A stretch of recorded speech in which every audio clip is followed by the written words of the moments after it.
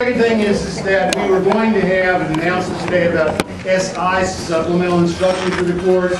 Unfortunately, Ms. Ruiz has sick children and she's dealing with that. It's obviously her priority, and as a result, well, should be. As a result, she'll be in on Monday and she'll talk about that. Most of you who are familiar with SI, if you do, are familiar with it. If not, Ms. Ruiz will talk a little bit about that on Monday. But the first session, I believe she has, is Tuesday, January 31st at 11 o'clock. Class on Monday, so we'll be able to talk about that beforehand. And then the last point in regards to where we are, we're finishing, Reconstruction is a pretty important topic. We got 3 days to talk about it in class. It gives you a sense of how fast the pace is in this class. It's just the nature of the beast of a survey course. But if you'll think back about what I said on the first day, the theme of this course is persistence.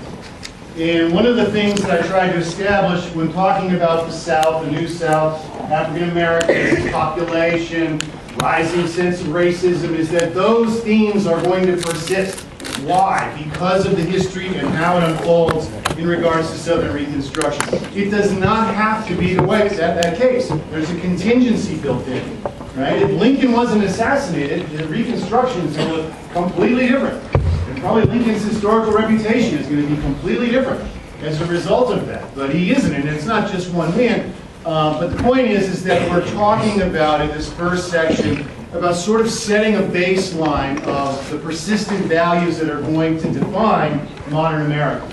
The United States, if you've read ahead or know our history, is going to be dealing with the issue of a minority population within a majority democracy for the next 150 years. And again, you can argue that it's the worst history ever, or you can argue it's the best history ever. I would argue it's somewhere in between. The United States is dealing with these issues at a very early stage in world history, right? So persistence is an important component. And I know you guys have been talking about things like visual rhetoric, Aristotelian logos, pathos, and what's the last one I'm going to say?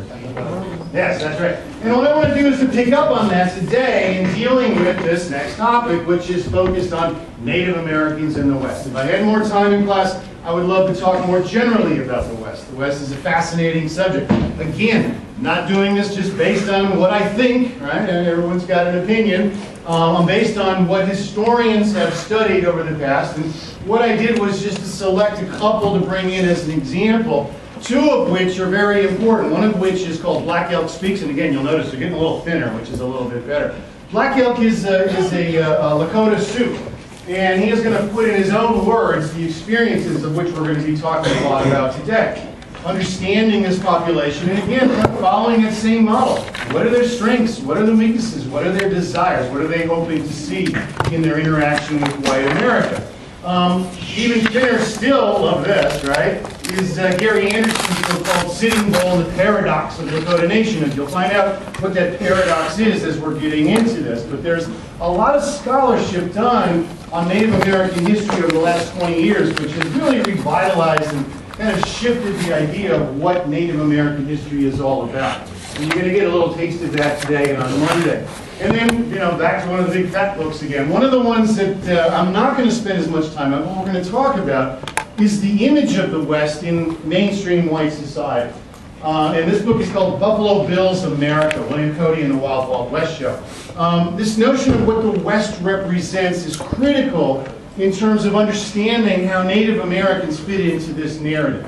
You're looking at Buffalo Bill Wild West Show coming into, I think this is Wisconsin, a city in Wisconsin. And you can see this is before television, before radio. It's a spectacle. It's something that people are going to be drawn to. And very much like music videos, like images, etc., it's making an argument about order, about society, about the way in which we understand the world around us. And I'm going to focus on that in a fairly extensive way. So all that discussion about Aristotelian visual rhetoric is going to serve you well in this discussion about Native Americans in the West. And the place I would like to start out is with the sociological concept, although soc majors out there, called the other. Most of you are familiar with this.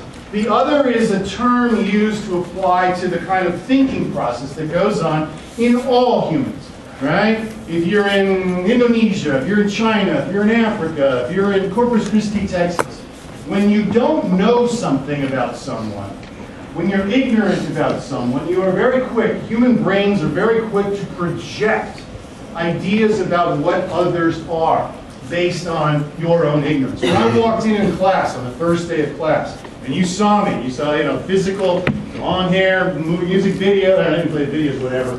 You projected something. You don't know me, right? But you began immediately projecting on me things that you thought about who I was. I do the same thing. Everyone in the class does.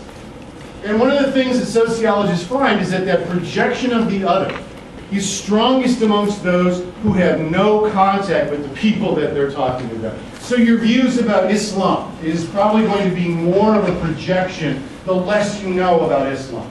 Your view about evangelical Christians, your view about African Americans, your view about Southerners, Northerners, Westerners, whatever. There's a phenomenon, and if you're comfortable, if one is comfortable with that projection, if it doesn't challenge who you are, you're going to cling to it. You're going to hold on to it. Right? I mean, you see this in study after study after study. Those with the greatest fear of, in the 19th century, we're going to see this with the Chinese. The greatest fear of Chinese immigration comes not from the West Coast, where all the Chinese are landing, but from the East Coast and the Middle and the South, etc. People who never once bumped into an immigrant from China. Right? And the same is going to be true here, we're going to see in the history of Native Americans. It changes over time based on how one is perceiving a group of people. And in the earliest contact period, right, to use the Aristotelian, the argument of what argument is being made by this image, this is Metacom. He is a Wampanoag Sachem, a wise man, a medicine man, whatever, from Massachusetts. In the 1600s, Metacom is responsible as a percentage of white casualties, as a percentage of deaths, for more deaths than Hitler and Tojo combined. He is the chief leading resistance to white settlement in the 1600s. And in the United States, this guy would, he was terrified. It was scary to think about. How do the Europeans label Metacom? Do they call him bloodthirsty savage or whatnot? No, they refer to him as the noble savage. And in fact, his name in Europe was not even Metacom. They called him Prince Philip, right? Sleeping Beauty, I don't know. They ennobled him. They made him an aristocrat, right? What are they talking about? They're making an argument that here is an individual in the beginning of the Enlightenment that hasn't been tarnished by European customs. He's a natural-born individual. He's not tarnished by the church or by monarchy or by, the economic systems, et cetera, et cetera. If you ask the colonists living in the United States, this is massive. He's worse than Osama bin Laden. Right? He's killing more people. The visual component of projecting on the Native American population is largely a favorable one from the European perspective. By the time you get to the American period of independence, what you see is an argument that these Native Americans are assimilatable. It's a term, assimilation is a term that's often kind of misused. Assimilation does not mean that we mix cultures, muy bueno, that kind of stuff. What assimilation means is that you follow the dominant culture. And you see the visual rhetoric going on in this painting. This is Black Hawk. He's a Sauk warrior, namesake of the Chicago hockey team. And in the middle of the 19 teens and 1920s, or 18 teens, 1820s, there's an argument being made by men like Thomas Jefferson and others that they are in the process of being assimilated. This is Black Hawk and this is his son. You can see the process. You can watch the argument being made. Give these people time and they will be equal citizens. They will assimilate. They'll get rid of the long hair. They'll stop with the gauges in the ears and all that kind of stuff. And they'll be good American citizens just like you and me. The irony here is that a lot of these people making this argument, Thomas Jefferson among them, would not grant the same kind of argument for blacks, right? Well, blacks can't be American citizens. Oh, hell no. What are you thinking, But Indians could be. But it's a shift based on what? Based on where we are in American history. The revolution is taking place. Democracy is beginning to take hold. We aren't founded as a democracy. It takes hold in this country, and the Native American is projected as a result of this. By the 1820s and 1830s, as Americans begin to move into the West, and here I'm talking about Ohio and Illinois and Western Tennessee and Indiana, those regions are going to find new resistance, and you're going to see a third different projection for the other, the bloodthirsty savage. And notice how very often the sexual imagery goes along with this, right? The fear of white women, of rape, of a fate worse than death. When you read that, what they're talking about is rape. Right? And the idea here is in large part that these individuals can't be reasoned with. Right? So if you're looking at your Aristotelian one, what are we talking about here? Is logos or ethos? No, this is pathos. This is an emotional argument. And when you see the image, right, what are you drawn to? Well, I should ask the guys first. There's like a nipple slip going on here, right? Hey, put that thing away. There's a clear sexual imagery here, right? Two men standing over this woman, and with a very strong kind of sense of a fate worse than death holding over. This theme is going to be played out repeatedly in a lot of artworks. Right? They don't have television. They don't have mass magazines yet. People are seeing these images reproduced, right? And the Osage scalp dance is a classic example. Again, a woman surrounded by violent men. And what you see here is a little bit of logos involved in this, and you really have to study the image to see that and kind of understand what's going on. You have a war party here with a woman and her child, again, well dressed for, she's wearing a dress and the kid's got no pants on, right? So perfect for the outback, right? I guess they're not worried about ticks. What's going on here? She's been abducted. She's being taken back for a fate worse than death. And one of the warriors here is about to take his club and beat the brains out of this little kid. She's obviously protecting the child. And what's happening? What dramatic event is happening? Why isn't that taking place? Somebody's stopping it. Who's stopping it? The guy in the middle, probably the leader. And in the one thing, you'd have to really kind of study this and understand what's going on here. He's wearing a medallion. There has been some contact with this individual, and if you look closely at the image, it's George Washington. So he's actually had contact with Western society in some way, shape, or form. And there's a sense of compassion that has transferred upon this. So in a sense, there's an element of they can be improved. So you see a shift repeatedly. By the 1840s and 1850s, by the time we are starting to look at American history, the image has shifted yet again. And in this case, what they're talking about, there's a whole series of these paintings called The Last of Their Race. This is an allegorical, these are Western Indian clothing and hairstyles. These are Eastern Indian clothing and hairstyles. They're at the Pacific Ocean. The sun is setting. The title of the painting is Last of Their Race. What's the assumption here? What's the argument here? They're gone, right? My favorite one is, same title, Last of the Race. Look at the dog. Dude, right? Where the hell are we going, right? It's over, right? I'm gonna head out, right? I'm gonna go see you. Good luck to y'all, right? There are no Indians. By the time we get to the 1850s and 60s, Indians, oh yeah, those are those kind of dime store things we see at the store. They're selling cigars, right? We don't have Indians in this country anymore. They cease to exist.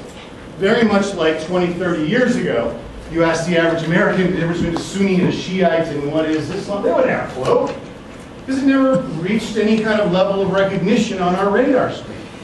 Right? And Native Americans kind of fall from consideration. And the narrative really begins there for what we're going to be looking at. And the questions I want to talk about here, how does the white majority see the West? What do they see? How do they see Native Americans? And is this reaction, because in essence what we're going to be looking at here are the death of about 100 to 200,000 human beings as a result of the policies we're about to talk about. Right? Is this genocide? There are historians who would argue, I'm not one of them, who would argue that genocide, I mean, what is genocide? The final solution, taking people out to specifically be removed from society, murder them, kill them, euthanize them, whatever term you want to use. Is this an example in American history of genocide? There are historians who would make that argument. And I'll show evidence where it's pretty hard to disagree with that. I'm going to argue in this lecture that that's not the case. By and large, what we're looking at here is that Americans have never looked at, during this period of time, of Native Americans as anything other than the other. They don't look at them as a real society. They look at them as an abstraction. They look at them as a visual rhetoric, if you will. And as a result, their policies are going to look very odd. We already know what just took place in Reconstruction. So remember the layer that on top of this. What do the African American population want? They want to be left alone. Do they want to be part of American culture and society? If you get the shot, that's right. Yes, they do. They want to speak English. They want to be capitalists. They want to be Christian, right? All those things. Are they welcomed into American society? No. The weird thing is that we just reversed that for Native Americans. They don't want anything to do with white society, and yet the policy is going to be pick up Christianity, become good capitalists, be good voters, come on in, here's some land. Right? At the same time, the debate is going on in regards to blacks in the South. That should tell us something about views on race and racism in those regions and the economic pressures that we're talking about. And the critical difference here is that are there reforms being proposed? Are people actually saying, you know what, this is really a problem. We owe it to ourselves as an American society. We're better than that. We're not going to allow this kind of stuff. Right? Are there people at this point in time saying that? And in fact, there are. And in fact, they're acting on it. Sometimes tragically as a result of what those policies are going to do. All right, so those are the kind of major themes I want to focus on. The big question is, how do Anglos, and again, I'm not a PC guy, I don't care, whites, whatever, European stock, you know, how do Anglos see the West? One of the elements that they see it as part of our manifest destiny. Now, you guys have been writing that term down in your high school, in your grade school, and all the manifest destiny, right? You've written it 100 times, it doesn't make sense anymore. What does manifest destiny mean? Right? Manifest means what? What does it mean? I'm going to make something manifest to you. What does that mean? Obvious, plain, clear. Right? Destiny, any destiny? Destiny's Child, right? Thinks about these things, right? They usually have one or two girls in the class named Destiny, right? What's that word mean? Your destiny. Luke. Fate, right? Luke is your destiny, right? Obvious fate is what manifest destiny means. It is America's obvious fate to do what? To own all of North America. Ask Mexico. They certainly believe that, right? You know, half of Mexico, actually more than half of Mexico is going to be claimed by the United States. As late as the 20th century.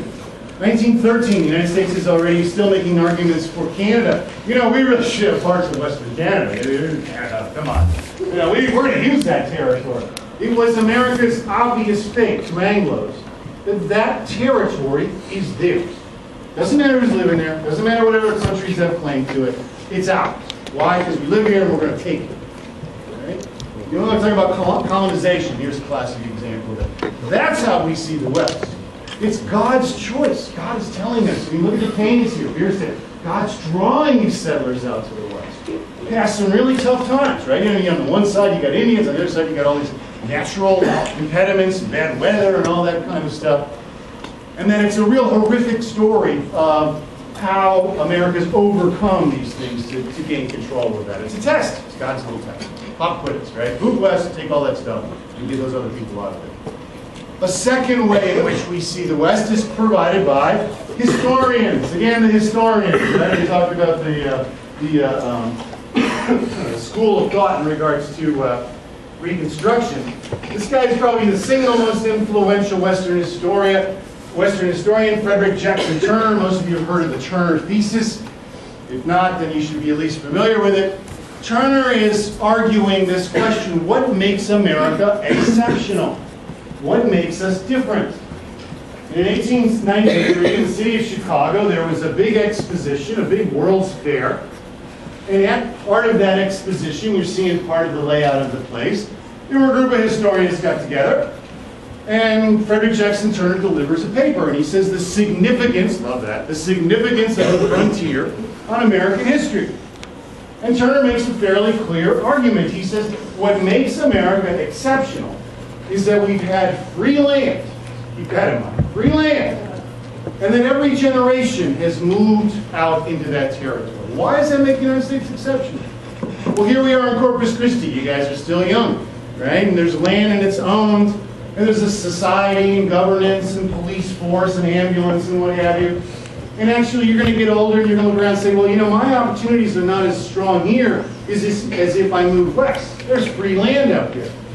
And the dads and moms are going to say, yes, son, go out there, and daughters, go out there and go get that stuff. When you go out there, you're going to have property. What are you going to do? You're going to start banding together with other property owners and say, we need a police force. We need a court of law. We need to have some sort of rules. They're going to recreate democracy from the grassroots as America moves west. Right? Any problems with Turner's thesis? A couple obvious ones. I mean, again, this makes America unique. We're alone in the world having experienced this. What about that free land business? Any others in this picture? If I walk over here and just discover, hey, look at this, look what I discovered. I discovered wealth. I'm a good, look at me, I'm a lot richer. And you might have something to say about that, right? Grab somebody's purse. Look at this, there's wealth in here.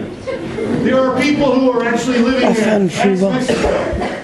Right?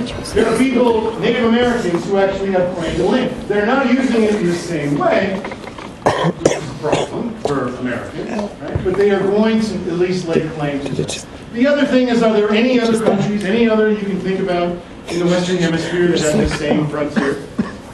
All of them, Canada, Mexico, Argentina, Brazil, all of their histories have this component of a frontier aspect to it.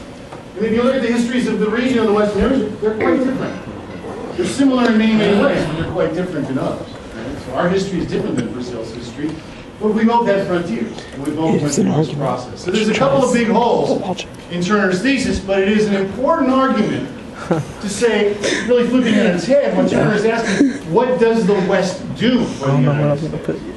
And what many historians today would argue is that it becomes an escape valve, where young people can go out and go prove themselves, and it takes pressure off the East, depending on where you put the marker as to where the East is. On the one hand, they're looking at the West as part of our obvious fate. On the other, it's part of our unique historical heritage, the frontier. And the third, and the one I would argue as a cultural historian, the most important, is that it becomes this emotional touchstone for many Americans. We haven't gotten to this part of the narrative. What's happening in the East? The second paragraph. I'm talking about east of the Mississippi River. What's happening in Chicago and Dallas and Houston and Tallahassee and all that? It's becoming much more industrialized. You got to wear a wristwatch. You got to get up at 8 o'clock for your job. You got to, save money to get ahead. You got to pay your taxes. You can't pick your nose in public. You can't, knock people off the sidewalk. There are rules. There's behavioral norms. It's becoming very standardized. The West, by contrast, is wild. You can go out and be whoever you want to be. You want to shoot up the town and get liquored up? Go for it. You want to be a homesteader? Go for it. Now, the reality is a lot more complex. From the emotional attachment, when does Buffalo Bill, first of all, who is Buffalo Bill? He was a scout. He was a guy who used to bring people around in the West. The West is a big place. Texans know that, right? He's somebody who can take someone through a long period of, long trail and get somewhere at least close to where they intended to go, right? He is also someone who is familiar with the military campaigns. And what he does with the Wild West show is pull together not a story about the West, but all the emotions about the West. About the hot, the Annie Oakley, the girl with the gun. I mean, it's a pretty good shot if you watch her with her husband. You can see the excitement that it generates when he comes to town. These are actual Lakota Sioux Indians that actually fought at Little Bighorn. Right? And in the show, which travels around the globe, kings and queens see it, presidents see it, standing room only at the Columbian Exposition in Chicago, that same exposition where the historian lathered on about stuff, right? Which would you rather go to? A historian giving a lecture or this thing? Hell yes, I'd be signing up for Wild West, right? But in the stories that he tells, there are three major episodes that he shows, in the show. One of them are Indians attacking cavalry of American troops. Another one are Indians attacking a settlement. They literally burn a log cabin every show, which is cool. Oh yeah, I like that. Right? Big fire, all right. And the other one is a recreation of Custer's Last Stand. All three of them, the Indians win. Did the Indians win in American history? No, they didn't win. Right? I don't want to get to the end too quickly. You can write that next Indian laws. Right? And it's a story about three instances where Indians are going to be successful. Why focus on that? Because it creates the drama. It creates the sense of, here's what they overcame. Here's the display. And it's all created, manufactured. And, no fault of, he's trying to sell tickets. He's trying to tell a story, right? You get upset because a movie, a motion picture, The Gray coming out, right, is not historically accurate. Who cares, right? Lord of the Rings is not historically accurate. Hobbits were on this all. I read the story, right? Those are entertainment topics. Those are really the three ways in which the majority of Americans who had no contact with the West saw the West. Right? Part of our history, part of our manifest destiny, an area of free and undeveloped land, and a place in which our emotions, because we're reading this in the newspaper, and all of a sudden, gotta go to class, gotta go to work, Boy, I wish I was like Buffalo Bill. Boy, I wish I was out on the wild frontier. It's playing off of the emotions of a modernizing society. This is clearly not a modern society that he's portraying. All right, real Indians, and everybody knows hopefully the term Indian is sort of a European construction, right? You know, Columbus, brave dude, got in a ship, sailed across the Atlantic. He made the argument first to Italy, then to France, then to Germany, or then to England. Finally, the Spanish were like, yeah, fine, fine. Columbus was a pretty brave guy, but he was a poor, he didn't understand basic composition. His argument was that the world was a pretty small little globe, and that he could sail around the other way to China. And the first thing you're going to hit before you get to China are what? The Indians. And so halfway to, thank God for him, he didn't have to cross the Pacific. Finally gets across the Atlantic Ocean, runs into Cuba and Hispaniola and those regions, and, hi, we are the Taino Indians. No, you're not. You're Indians, right? You're from India. So the term itself is sort of a perspective on the other to begin with. When looking at the West, you really have to understand there's regional concentrations in Native America. One in the Pacific Northwest, one in the Southwest, and one in the Upper Plains. The largest and most consequential in terms of American expansion are in the Great Plains, are in this group of Lakota and Nakota and Dakota Sioux. And you look at them and you study them. Anthropologists have studied these. What you see is a wide variety of diversity, right, in terms of clothing, religious practices, languages. When you have a different language, it's a pretty different society. Hairstyles, I like the snooky look here from the Nez Perce, right? And the term itself is, again, Nez Perce. Anyone know French? What is that, Nez Perce? Nose pierced, right? Going emo here already, emo Indian. But you can look and see there's a totally different style and feel to all of these nations, First Nations, I like that term from the Canadians, tribes, whatever. Right?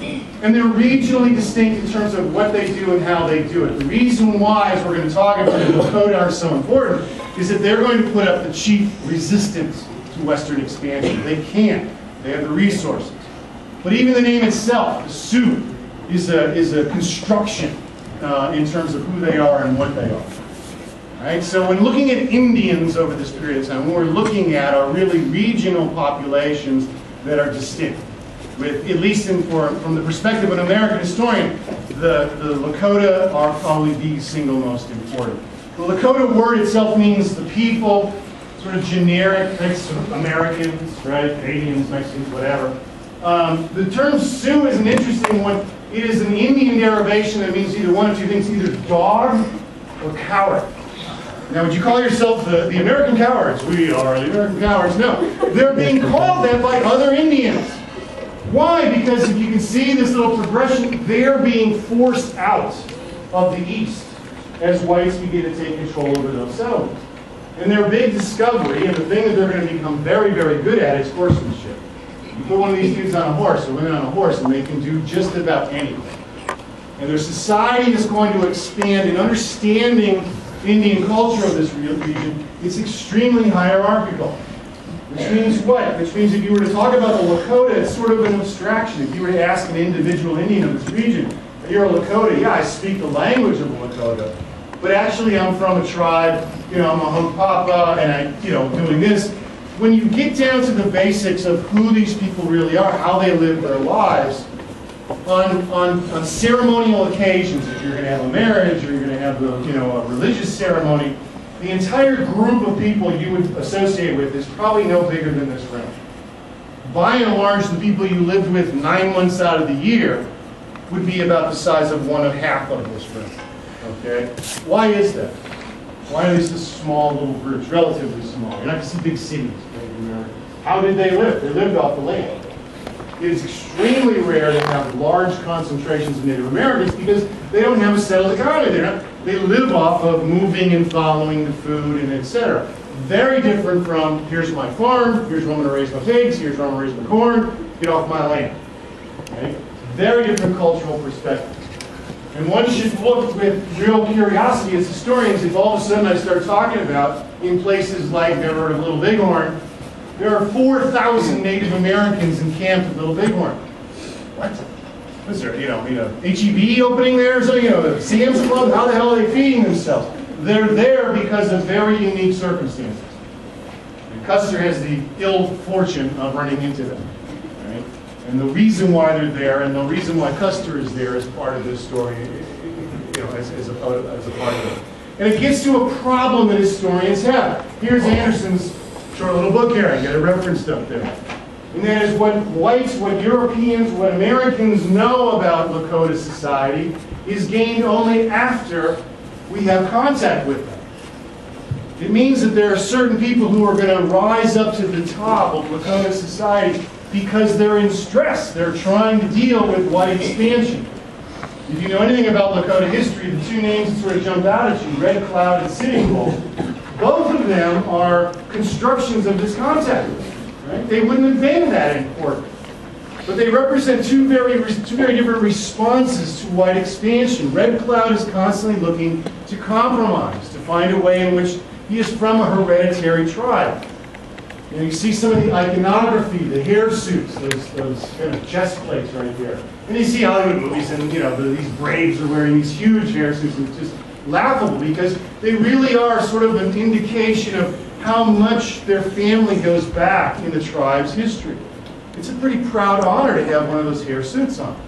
Right, by contrast, you've got Sitting Bull, and Sitting Bull's iconography is all immediate, it's all violent, it's all, the war content, the headdress. All of those indicates the number of first coups that he's been, how many kills he's got. Right? The pipe, which indicates that he's a mystic, not he's a religious guy, but that he's very much focused on religion. And the reason why these two individuals rise up in our awareness, why we don't just continue seeing them as the other, is because those are the two types of reactions that they're going to get. One is the peacemaker, and one is the warrior. And seeing them that way, it makes it difficult in terms of what's going on in Lakota society. The thing we do know, and getting us back to this kind of what is the clash that's about to happen, is that Lakota society is male-dominated. Right? You do not have close relations in terms of power relations, hereditary relations, through the female line. Right? You are closer to your uncle than you are to your mother. Why? Because your uncle is a man. Right? And most of these individuals are going to go through a process whereby they are obviously accepted into society. They're obviously the children of the people who are there, but they've got to demonstrate who they're going to be. Right? If this is our world, this is our society, we got to figure out who you are, and who you are, and who you are. We all can't be chiefs. We all can't be, doing this and doing that. And in essence, what the young men do is go through a process of proving themselves. Proving their ability to ride a horse, proving their ability to go out and tend to the horses and to hunt. And usually around the time of puberty, around 14 or 15, sexual urges start. They kick them the hell out of there. They say, get out of here. Right? Go find out, go listen to God. Go have him, her, it, whatever, tell you who you are going to be. It's called a vision quest. Is this only in Indian society? No one else in society? Anybody ever read that book called the Bible, New Testament? Right? Jesus of Nazareth is baptized. Right? And what does he do right after that? It's on a vision quest. 40 days and 40 nights out into the wilderness. And he drinks and he drinks water, lives off of the food that's out there. And what happens while he's out? Come on, don't make me get your Sunday school teachers in here, because I'll do it. I'll call your mom. They don't know their Sundays. What? I'll be right there. He has visions. He's visited by the devil. Right? Why is that? There's a physiological reality. Any ravers out there? Any athletes out there? Anybody talk about getting your second wind? Right? When you stress your body, eventually endorphins are going to kick in. Your brain is going to think differently. And one of the things that you do on a vision quest is you begin to fast. You can go about 40 days, about 40 days without food, or minimal amounts of food. You can go about 3 or 4 days without water, so keep that in mind. Okay? But you can put yourself in that trance-like condition. And if you're out there, and then suddenly you look up and you go, well, what is that, right? The Conestoga wagons. Thanks, God, right? Now I know what I'm here to do. Right? And it's the reason why Native American populations like this are going to be so susceptible to drugs and alcohol, particularly ones that are addictive. Right? Alcohol is addictive. Well, what does it do? Friday night, you're at the bar, drinking a Heineken or whatever. You look across, she digs me, right? I know she digs me, right? You're having a vision. Right? And you have a division largely because of the alcohol you're drinking. Right? So there's an endemic component of this that's just going to be an important part of this society. The ones who are going to rise to the top are going to be good hunters, are going to be mystics. What do I mean by that? They're going to be talking about the future, and those events are going to take place. They're not going to be leading church services or anything like that. They're going to be generous. They're going to provide for others. So if you're a good hunter, you come back with your carcass for a family that doesn't have any male children, you're seen by that society as being someone of value. The raids, I talked about the coup. You're going to see some of the iconography here. How come only some of these Indians have a single feather? Where is it? That down here. And why are some of these feathers dipped in red at the top? Because they're been successful at valor in battle. And it's called first coup. And that is incapacitating an enemy in battle. Meaning what? Meaning you either kill him, you take him down, you make it impossible for him to continue fighting. All right, so Conan goes up against somebody else and he knocks him out. Does he have to kill him? Should he kill him? No, that's beneath him. Right? He is first coup. He has taken that man out of that battle. What generally happens is that other braves, younger kids, will come and fall on this guy, stab him to death or beat him to death with sticks or whatever. Some way in which to formally kill them to kind of demonstrate their own bravery as young people, as women, or whatever. So when you're looking at the chiefs, you look at the people with these iconography, these are warriors. These are people who have demonstrated their bravery in battle. And so they're showing you something, right? Visual rhetoric, they're making an argument. If you can read it, it makes a whole bit of difference in terms of who is and who isn't. And it's in this context that you see someone like Sitting Bull. Sitting Bull is the icon of the Lakota. He is a very good hunter. He is generous. He comes from a historically important family from the Lakota. He's a mystic. What do I mean by that? He's somebody who seems to be touched by God. He may not be Christian, but he is certainly practicing his religion with a fervor and faith that you rarely see. Many of these are purge exercises, staring into the sun, scourging your body. If you were to take Sitting Bull's shirt off, what you'd see is scars all over the place. Emo, right? Cutting himself, right? Feeling that sense of not only control over your pain, but also the endorphins that come from that. Right? So this is a religious guy. This is somebody who's very much interested in religion and noted as, he even gets his name through his kind of mystic connections. His name's Slow One. Thanks a lot, Mom. Right? Good shit over here. Come here, I want a new name. But the entire episode of the Sitting Bull was noted by those people in his family. Okay, so he represents something which is important to the Lakota as an image, but also in terms of his society. Would he be as important if it wasn't under stress by white expansion? Probably not. He wouldn't have the opportunity to have that kind of thing. White expansion, Wasichun, whatever, you want to use, that's the Lakota term for it. Really takes place in stages of the Louisiana Purchase. Jefferson, socialist that he is, by your leave of the American public, buys Louisiana, this huge territory. There's nothing in the Constitution that says it. Most people think it's a big boondoggle that he wasted our money, American desert. But it's not until the 1830s and 40s where you begin to see this expansion take root. Why? Because people are going to the West Coast for gold, minerals, the 49ers, San Francisco 49ers, right, 1849. They're going there for land. They're going there because of religious persecution. This is Mr. Mormon with Mrs. and Mrs. Mormon. As I like to say to my wife, I would never have another wife after you, and else she stepped away from me. Right? 3. Yes, honey? I don't know what that is. What is that? Oh, it's someone's got. This is going to put stress on their relationship. There's no reason why whites and Indians are going to have any contact until the 1840s and 1850s. And it's largely these isolated travelers who are going to be the prey of young kids who are out there trying to figure out who the hell they are in society. There's no organized effort on the part of the Lakota to pick a fight with whites. By and large, it's braves who are out there on a vision quest, who look up one morning, a little groggy and hungry. What's that? Right? Oh, it seems like it's Conestoga wagon. I'm going to go, that's why God put me here.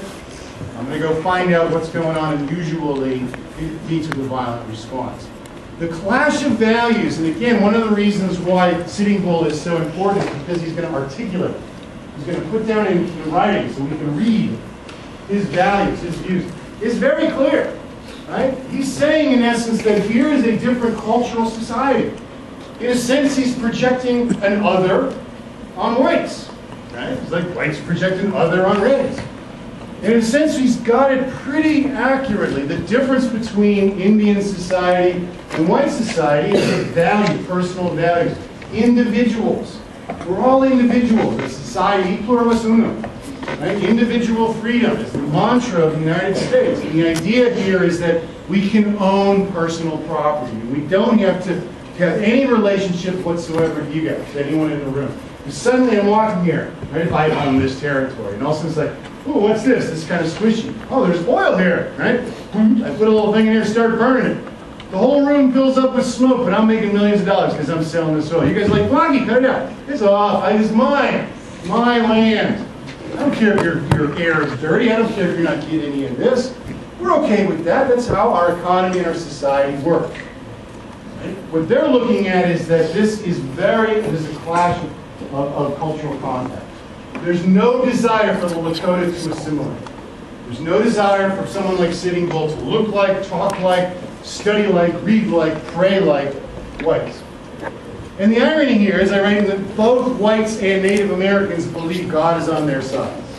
Both believe that God has told them that this is the way in which the future. And both of them look at the other, that term underlined, in ways that don't have much connection to reality.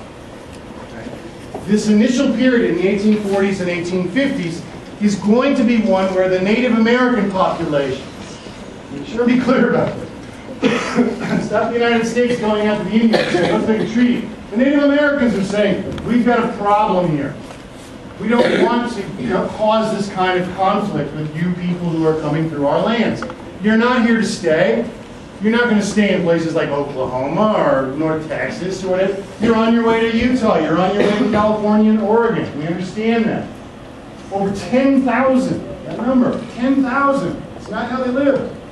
Show up to the first in Fort Laramie, Wyoming, show up to sign a treaty which says what? The Indians will control their young people. They will make sure that they're not out there doing this kind of stuff. If the Americans control where Americans go. If they're just passing through, not a problem. If you're here in our neighborhood causing all kinds of issues, then there's going to be a problem. The Americans agreed to spend $50,000 a year distributed amongst these Indians for the privilege. How does this treaty get broken? Indians go on the warpath? No. The Americans almost immediately don't enforce it. And in a sense, in 1850, can they enforce it? Is there the apparatus of a federal government? No. There's no cell phones, there's no telegraph, there's no connection here to the United States government controlling its population. They couldn't do it. But on top of that, it goes back to Washington, and Washington signs the treaty, and they don't send any money. They just ignore the treaty. Oh, those ignorant savages, they won't know. Send them a pound of flour, and they'll think it's something, right? The other, projecting upon this population. They're gone, the last of their race. Right? Because of this failed treaty, what you see is rising violence in three regions, the same regions I talked about, the Southwest, the Northwest, and the Upper Plains. Those are the major concentrations of Native American society, and those are the ones that are going to cause the issues. When you see military engagements, I was talking to one of our other historians this morning about this period of time. He studies Native American history. He's got a class this semester on Native American history. And I talked about the Sioux War. I said, were they as lopsided as I'm about to present to you? And he's like, absolutely, it's even worse. When the Americans engaged with Native American warriors, they got their clocks cleaned. W.J. Fetterman, in the command of 80 guys, says, well, we're going to go out there on Wednesday and we're going to clean up the Bozeman Trail. He's gone. You never hear from him again. Right? He and his 80 guys get marched out to their own execution. Why? Because fighting in country and understanding the territory, and even the armaments that the Native Americans used were more effective for those territories. You could get off a hell of a lot more shots with a bow and effective ones and killing ones than you could with a breech-loading rifle, which most of these guys was the mission. When the Americans engaged, it usually was doing what? Attacking settled villages. women, children, the elderly, non-combatants. Right? The Sand Creek Massacre was investigated by the United States government. What the hell happened? The Cheyenne were attacked and basically obliterated. This is the testimony from one of the soldiers, right? The Cheyenne were scalped. We knocked their brains out. Our troops used their knives and ripped open pregnant women. We clawed their little children, knocked their infants on the head with our gun butts, and beat their brains out of their bodies. We mutilated them in every sense of the word. If you're Native American, this is the experience. My God, these people are not talking about first coups. They're not talking about honorable warriors. They're attacking women and children. Right? And this is the dynamic that establishes early on. If you're an Indian who is going to say, I don't want any part of white society, these kinds of reports are going to have a detrimental effect in terms of any kind of agreement later on. It's the Americans, knowing that they're losing the battle, who are going to ask for a second treaty in 1868. How much longer is that? Right? That's a lot of time. 1868 are going to ask for a second agreement along the lines of the first. Okay? That second Fort Laramie Treaty is going to be signed, but when you look at the reality, what has changed?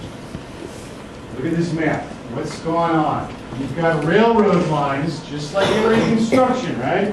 Reconstruction takes railroads down to Mr. Cooper here in Corpus Christi, makes a big problem for us. Railroad lines are now crisscrossing this region. There are mineral deposits that are discovered. Right? People are marching through all these territories. Look at Texas. What's happening here in Texas? It's our Pinkos. We're sending all our Pinkos north. Out of Texas. Get out of here, you Pinko. Cattle trails, right? What do cattle do? They eat, they drink, they move, they make a big mess when they're traveling up these regions. There really is almost no territory here that isn't being touched by white culture, white economics, white society. There isn't an opportunity to find a middle ground. Now, was this eventually going to happen? Probably so. Did the fact that they tried 10 years earlier to create a treaty to deal with this before this expansion, did that fail? Did that have a significant effect? Probably so. So in this context, you have this question. Is the violence we're about to see genocide? The Americans simply killing people of darker skin, or with slick hair, or whatever, right? Just because they're different. You can make an argument that they are. Right? There are instances where you see very clearly white society saying, kill them all. Right? We had our 9/11, wipe out the Middle East. Kill them all. Right? Because they're all equally guilty. Phil Sheridan is the commander of the Western Army. Right? If you kill more this year, you don't have to kill them next year. The single most important event in this scenario are Native Americans looking and saying, this is the white view. Right? The other. Native Americans are projecting the other onto white. They want to kill us all. Right? Look at Sand Creek. Look at what they're doing with the societies in which they're running into. Whites, by contrast, don't see these people. They see opportunity. They see their children making money as a result of the land out there. And you have this kind of tragic mix developing that we'll pick up again on Monday. Okay. Have a great weekend. Thanks for having us.